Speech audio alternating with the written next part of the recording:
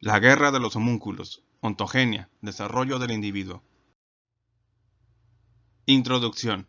He conocido conservadores que juraban que las clases sociales son una abstracción tendenciosa, pero en la vida diaria no dejaban sin ejercer ningún prejuicio clasista. También hay epistemólogos que, intimidados por el relativismo de Thomas S. Kuhn, niegan la existencia de los paradigmas. Puede ser que los paradigmas no existan, pero que los hay, los hay. La historia de la ciencia está llena de ellos, y también de los atolladeros teóricos en que suelen meternos en cuanto se agotan. Un caso bastante pintoresco de inercia mental ligada a ese paradigma mecanicista que creció a la sombra de Newton y Descartes es la larga polémica que dividió a los biólogos del siglo XVIII en torno a la generación y la herencia. Por supuesto, en toda aquella disputa en torno al embrión y los gametos jugó un papel muy importante el perfeccionamiento de los microscopios, pero el paradigma no está en el lente ni en el ojo, sino en la mente del que observa, de modo que hubo abundantes piruetas mentales destinadas a probar que los fenómenos observados eran precisamente aquellos que el modelo predisponía a ver. A fines del siglo de las luces, la cuestión parecía insoluble tanto a nivel teórico como experimental. Las cosas comenzaron a aclararse recién en 1827, cuando Bombaer encontró el óvulo dentro del folículo. El espectáculo del espermatozoide penetrando en el óvulo, que ahora aparece hasta en los dibujos animados, fue observado por primera vez en 1875. Activos y pasivos. Cuando ya hacía un siglo que los naturalistas contaban con el microscopio, la cuestión de la ontogenia admitía tres respuestas posibles. Para los ovistas todo estaba en el óvulo y la función del espermatozoide era apenas excitarlo. Para los animalculistas ocurría todo lo contrario, la semilla, no en vano llamada semen, era el gameto masculino y el óvulo servía solo para nutrirlo. La naturaleza resultó ser más democrática, repartiendo las responsabilidades por partes iguales. Es curioso observar que ese había sido el planteo más antiguo, así como el heliocentrismo de los pitagóricos andaba más cerca de la verdad que la hipótesis geocéntrica que tanto costó erradicar. En sus tiempos Empédocles, Demócrito, Aristóteles, Paré, Bacon, Van Helmont y Descartes habían defendido la teoría de la doble simiente, que daba intervención a ambos sexos. Sin embargo, todos reservaban el papel protagónico para el varón, amparándose en los paradigmas y los prejuicios de su tiempo. Para Galeno, el primero que describió los ovarios, la simiente femenina tenía un rol secundario, por ser menos cálida. Van Helmont, por su parte, pensaba que el feto nacía de la unión de la sangre menstrual con el esperma. En cuanto a Aristóteles, la hembra ponía la causa material y el macho la formal. Hoy diríamos el hardware y el software del embrión, conforme a su física. Los animálculos. Los ovistas del siglo XVIII eran partidarios del huevo, un concepto que no coincidía exactamente con el óvulo, y los animalculistas defendían la causa masculina. Costó mucho descubrir que eran complementarios. Los ovistas pensaban que los mamíferos debían tener un huevo análogo al de los aves, que crecía cuando era activado por el fluido masculino, que Fabricio de Aquapendente bautizó ahora seminalis. El gran fisiólogo suizo Albrecht von Haller lo describió como algo nauseabundo. El vapor que emitía el semen era tan penetrante que impedía comer la carne de un animal recién castrado.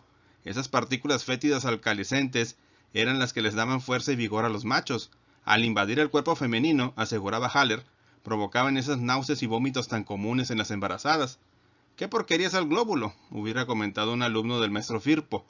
Uno de los que lograron distinguir células en el supuesto fluido fue Leeuwenhoek, el primer microscopista, quien descubrió los espermatozoides en las poluciones nocturnas de un paciente. Había tantos animálculos o vermes en esa muestra como hombres en la superficie de la Tierra. El holandés elevó un informe a la Royal Society en 1678, disculpándose por lo repugnantes o escandalosos que pudieran resultar sus estudios, pero al italiano Balisneri también los había visto y exultaban eran veri verissimi archi virissimi vermi.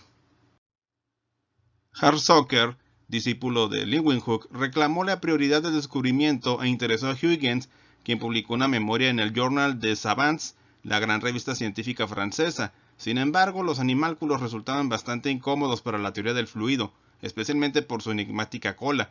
Algunos aseguraron que eran simplemente corpúsculos destinados a agitar el licor seminal para que no se espesara. El gran Buffon, el naturalista que no se atrevió a admitir la evolución, también le restó importancia al flagelo y trató de encontrar el semen femenino. Al comienzo anduvo bien encaminado, argumentando que si el masculino sale del testículo, el femenino tiene que nacer en el ovario, pero lo imaginó como un humor semejante a la clara del huevo, que era eyaculado en el acto venéreo. No se atrevió a examinar el licor femenino, alegando que hay experiencias que no están permitidas ni siquiera a los filósofos. En cambio observó el humor del cuerpo amarillo de una perra y aseguró haber visto cuerpos flagelados parecidos a los espermatozoides. Pero cuando Needham y Daubenton repitieron la experiencia, llegaron a la conclusión de que no solo parecían, eran espermatozoides. El huevo y los ovistas. En la segunda mitad del siglo, la polémica entre ovistas y animalculistas recrudeció. Ambos pensaban que el embrión estaba miniaturizado en uno de los gametos. Harvey, el descubridor de la circulación de la sangre, se había ocupado del tema. Siendo médico de Carlos I, Harvey cazaba ciervos en el coto real, pero aprovechaba para estudiarlos en la sala de disección y pudo observar el desarrollo embrionario. También Malpighi había visto en 1669 empollar un huevo expuesto al sol mediterráneo.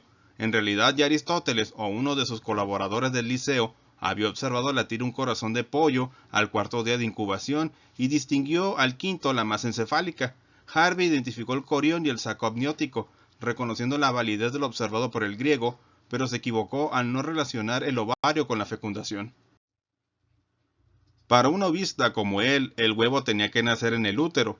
El ovario ya había sido estudiado por Nicholas Steno, quien lo había señalado como el testículo femenino, pero sus trabajos se publicaron mucho más tarde. El primero que propuso llamarlo ovario fue Regnier de Graaf. Sus estudios fueron decisivos. El folículo de Graaf lleva su nombre, pero se enredó en otro enojoso pleito con Chamberlain acerca de la prioridad del descubrimiento y murió de amargura. Llevados por la analogía con las aves, los ovistas seguían buscando el huevo, pero no se les ocurrió buscarlo en el ovario. Para ser justos con ellos, no partían de un dogma teórico, sino de hipótesis fundadas en las experiencias de Malpighi, Spallanzani y Haller. Fue entonces cuando la partenogénesis parecía venir en su apoyo.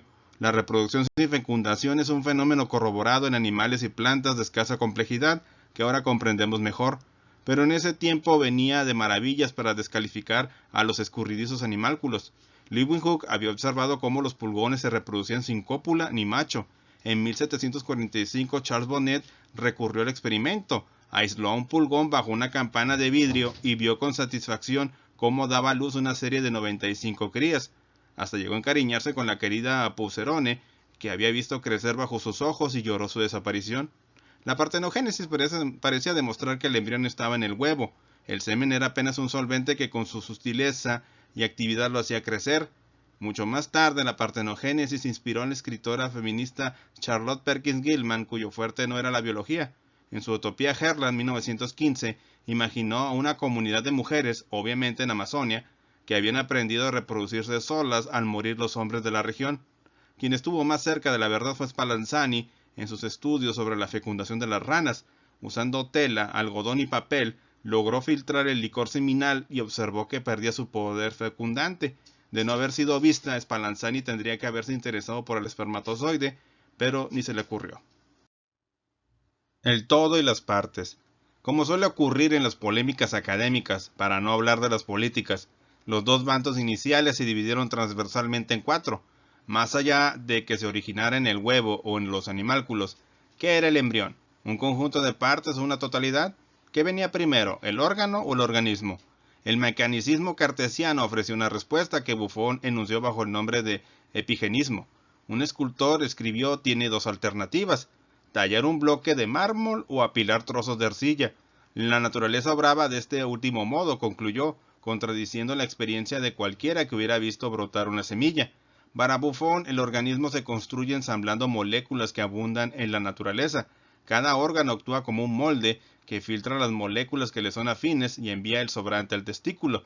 Los animálculos no son pues organismos sino componentes que se ensamblan en el útero como en la fábrica de Ford.